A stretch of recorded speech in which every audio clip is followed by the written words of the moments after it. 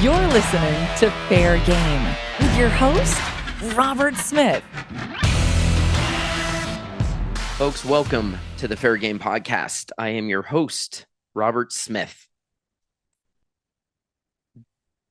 There's a lot of things we want to talk about in the fair industry that we want to talk about on this podcast, and it is our goal to continue getting those out to you. But today's going to be a little something different. This is a different kind of episode. I try very hard to avoid politics on this show. And the reason I do that is because politics is generally, you're always going to piss somebody off. You're always going to offend half your audience. There's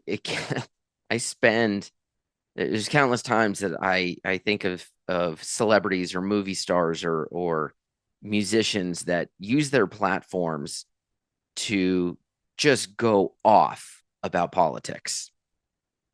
And I always sit there and think, man, that's probably a mistake. It's probably an error. And here I am on my platform, the Fair Game Podcast, risking an error here. But I think when you have a situation occur in our nation that is at this magnitude, it warrants being addressed. I'm talking, of course, about the brutal assassination of Charlie Kirk. And forgive me, if you're watching on video, my eyes keep looking down. I do have some notes down here in front of me. Normally I'm just talking to a guest and can look at the camera and look at the guest. And the weight of this situation, I have written endless notes over the last 2 weeks since he was killed.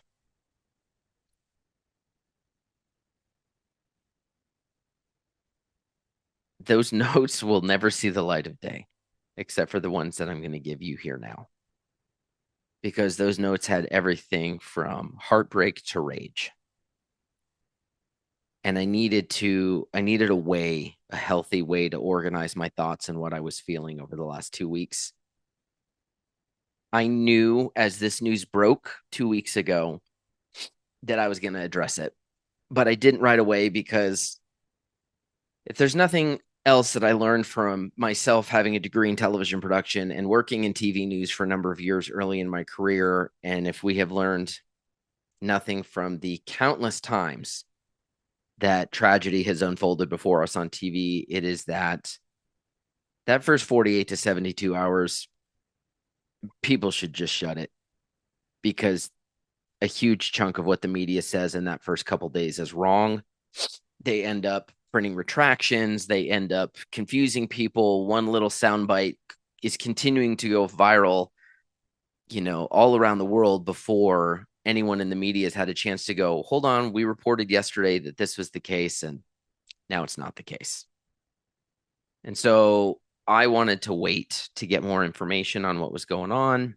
And then when the date for Charlie's funeral was announced, I thought to myself, Monday after, let's lay him to rest and pay respects to this man.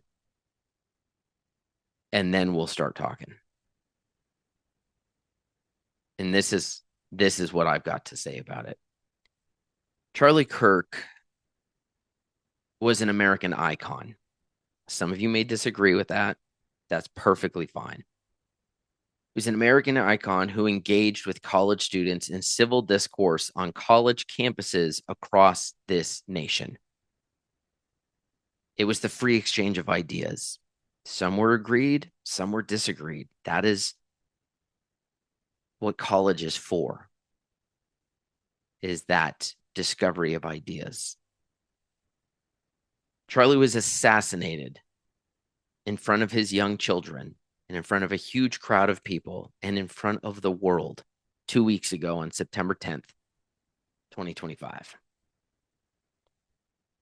When I tell you, I have not felt so empty, so heartbroken, and so angry since the morning of 9/11, 2001. I ain't kidding.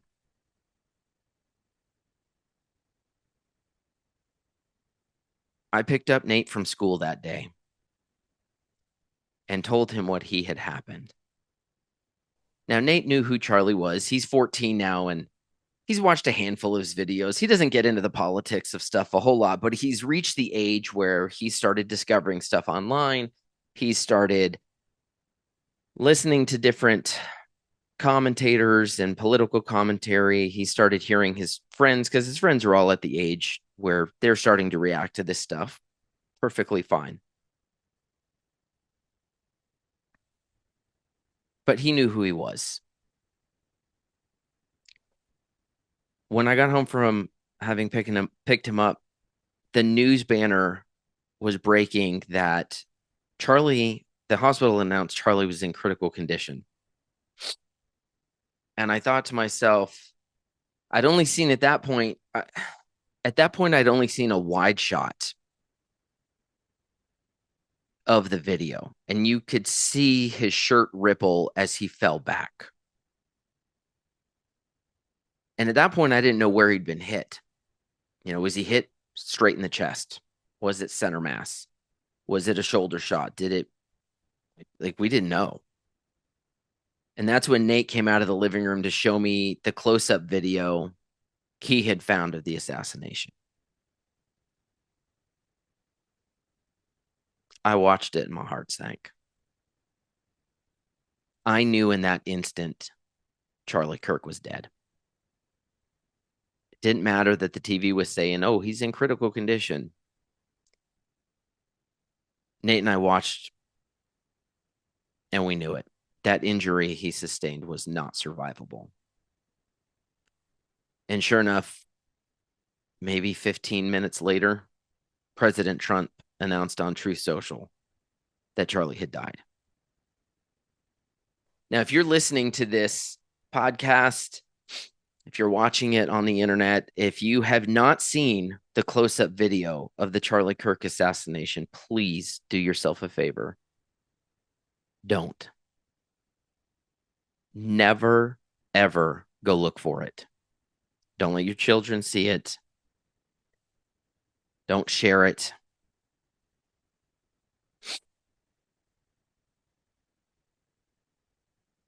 Because just like the image that so many of us have of those airplanes striking the World Trade Center 24 years ago, the video of Charlie being shot and slumping over as he bled out will forever be etched in my memory and burned in my soul. It's not an image that you ever forget. And I will tell you, human beings, we were not meant to see horrors like that in 4K. These are the types of injuries our soldiers see and receive in combat. So I'll tell you again, if you haven't seen it, let it go. So where are we as Americans? Charlie Kirk is dead. One of the great American icons, orators, thought leaders of the 21st century is gone. He was summarily executed in front of his children and in front of the world because he dared to go onto college campuses and engage college students, our young Americans, in civil discourse and to share his faith, two concepts that are the very foundation of our republic. You can disagree with his views. That's perfectly fine. God knows I don't even agree with everything he said. Perfectly fine.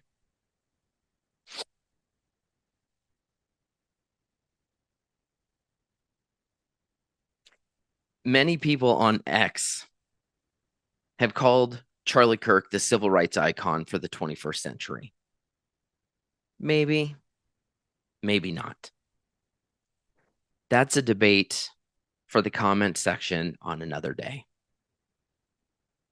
What is undeniable is that Charlie Kirk was the voice for countless young people, particularly in Gen Z, particularly young conservative voices that had been silenced and shunned on our college campuses in America.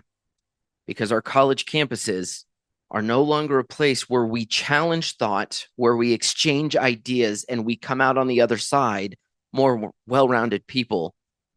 College campuses have become a place where you believe, what we tell you to believe, or else you will be canceled, you will be failed, you will be destroyed, you will be defamed.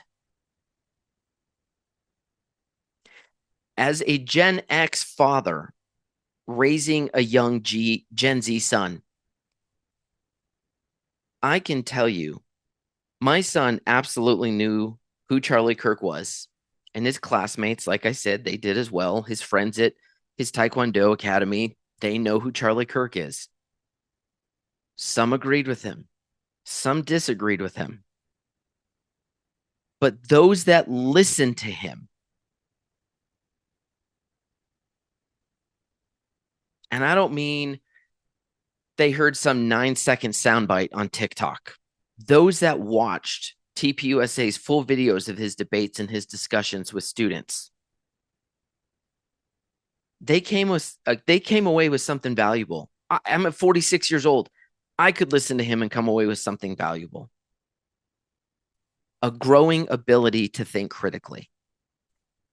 And I say that also, like I said, as a 46-year-old, it's easy when we're older to be like, we're fixed, we're locked in. This is how things should be. I'm 46, I'm an adult. I know.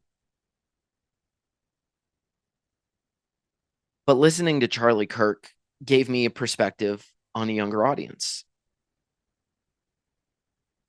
And I'm going to tell something Gen X right now that I don't think the boomer generation, with respect to how many of you are still in our fair industry, God bless y'all, really, really told us. And that is that there's some really good ideas from the youngsters. Just because they're youngsters doesn't mean they know nothing. Certainly, they may be inexperienced. But I would argue that many of us in Gen X and the boomers are so experienced that we become numb to new ideas. Charlie Kirk was a young man who shared new ideas. Agree with him or disagree with him, he shared new ideas. He introduced critical thought to millions of young people and reminded a bunch of us who are older what it is to think critically. Of those people who would disagree with him at events, many came ill prepared. If you've watched his videos, many were ill prepared with, frankly, indefensible positions. Because I said so is not really a position. But young people watching, both in person, live at his events, and later on video, would realize if they were going to go toe to toe with Charlie, they would need well thought out ideas and positions and not just emotional reactions. And many of our young people, I will tell you, realize that that doesn't only apply if you're going to go to a Charlie Kirk event. That applies to everything in your life. Charlie Kirk's assassination was the biggest political assassination since the murder of Martin Luther King Jr. and Bobby Kennedy, who were both cut down months apart in 1968. For you younger kids, that's the 1900s. Kirk's assassination was so deep that multitudes of Americans took to social media, relaying what I told you earlier in this episode, and that is that they had not felt this way since 9/11 happened. So where does that leave us as Americans? The voice of a young generation who challenged the status quo and made them think. Even if after that thinking and that critical thought process, they came to a position different from Charlie's,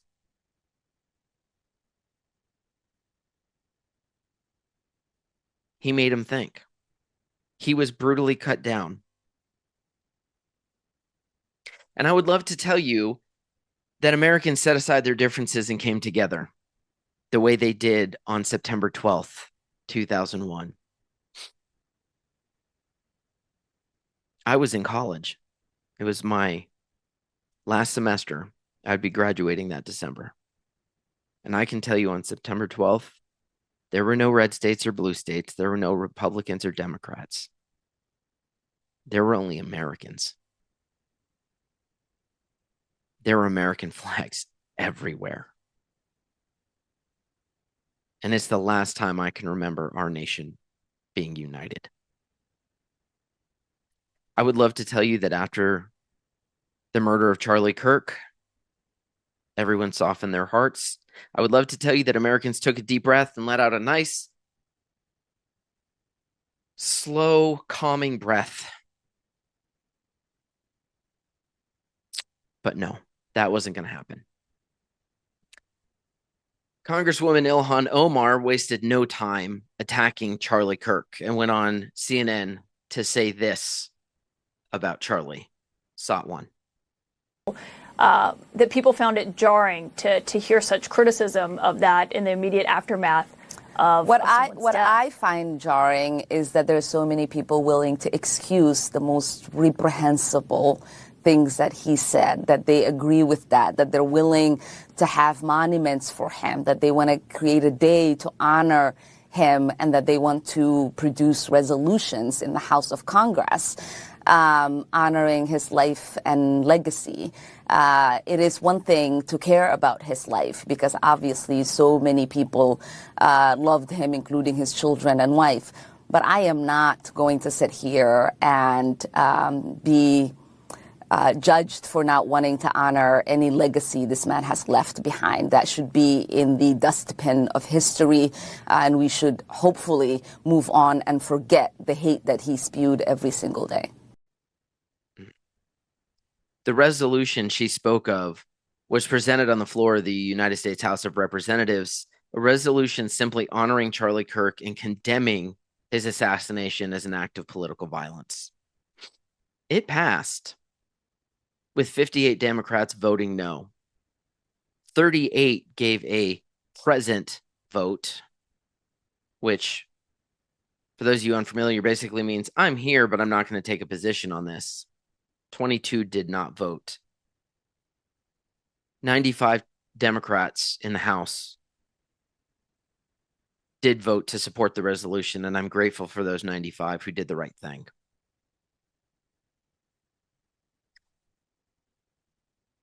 Congresswoman Alexandria Ocasio-Cortez spoke on the House floor in objection to the resolution. Sought to.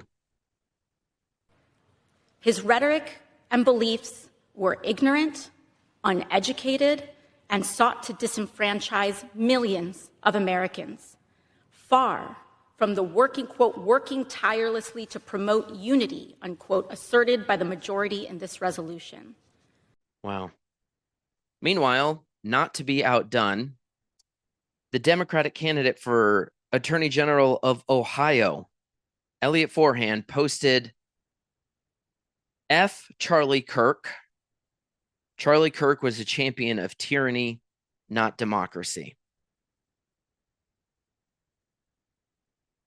So this is it. This is where we are as Americans, at a place where Congress can't even set aside their differences to unanimously support a resolution condemning this act of brutal political violence. At a place where not only will they refuse, a number of them will refuse to condemn it, but many on the left are actively cheering it, celebrating it, dancing to it. Is this where we're at as Americans? It could be. if that's what you choose to listen to, if that's what you choose to put in your ears, it could be. If that is the poison that you are ingesting every day, then yes, that's where we're at as Americans. Or you can put these words, powerful, deep, meaningful, healing words, in your ears. Saw 3.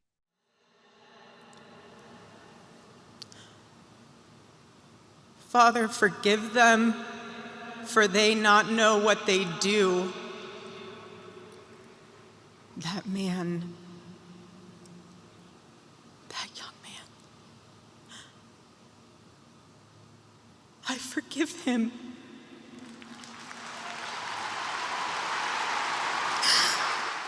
The strength of Erica Kirk is an example for all of us. You can see the courage it took just to let those words cross her lips.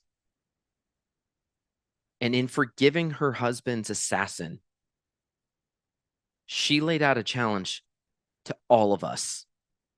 Forgiveness does not mean we ignore violence that's being carried out against us, nor does it mean that we have to tolerate continued violence. Forgiveness is about releasing your own pain and resentment so that you can move forward. While district attorneys across this country continue to release violent criminals onto our streets who continue to terrorize us, while we as conservatives are continually called Nazis and fascists, and while we're continually told that we are an existential threat to America, if you look closely, something's happening. Something is happening in America. Anyone who watched Charlie Kirk's memorial knows exactly what I'm talking about. Speaker after speaker, from his friends to his family to the cabinet to the vice president and president of these United States, all of them in front of tens of millions of people around the world, and to be enshrined forever on the internet, stood up and proclaimed the gospel of Jesus Christ. They did so without shame, without hiding, and with deep conviction. Over the last 2 weeks, since Charlie was killed, there has been an unbelievable groundswell of Americans returning to Christ, and many even opening a Bible or attending church for the first time in their lives. And I mean, y'all, I am on Twitter, X, whatever the hell it's called. When I tell you people from all walks of life, I mean all walks of life. Straight, gay, black, white, English speakers, non-English speakers, all races and backgrounds of Americans. And not only Americans. If you haven't, you should look up the video from South Korea of those people honoring Charlie Kirk.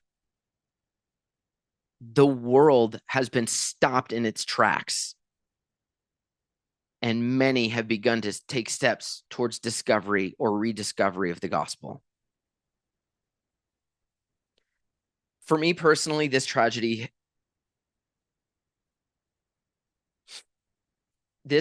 has caused me to renew my faith. And it's a faith that has been absent in my life for 2 decades.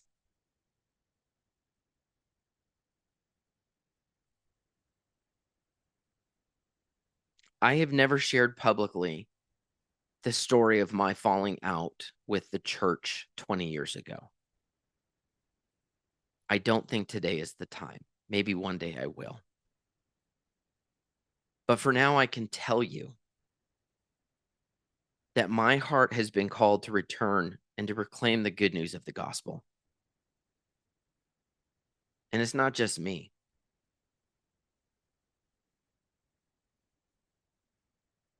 Because of my heartache,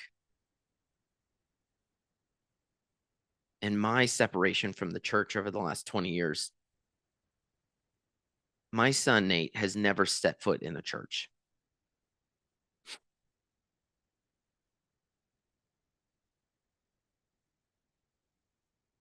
And even he, in the last 2 weeks, talked to me about getting a Bible, which we did, so that he can start to read and discover the good news of Jesus Christ.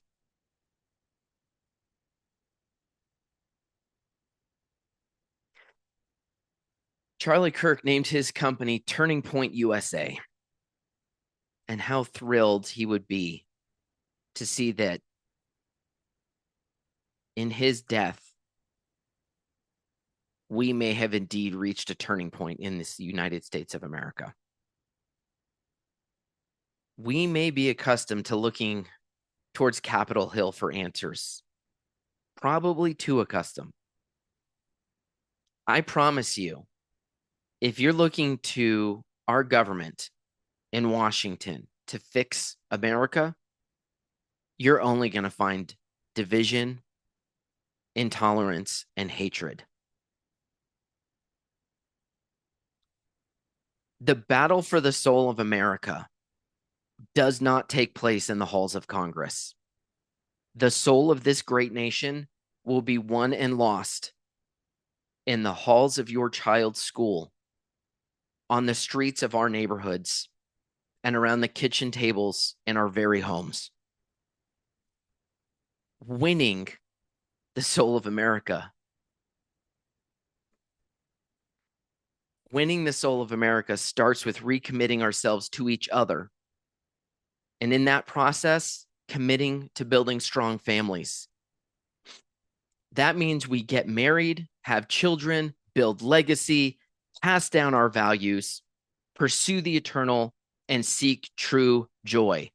Those were the words Charlie Kirk lived by. As Americans, we should not be ashamed of American values. Western civilization was built on them. Western civilization was built on strong families. And on families, I can say this. Being a father is not easy. Being a mother is hard work. Restoring American values is going to take all of us, and we have to want it bad. We must pledge to restore America. And to borrow from the founders, we should do so with firm reliance on the protection of divine providence and mutually pledge to each other our lives, our fortunes, and our sacred honor. This here is America's turning point. Here I am, Lord. Send me.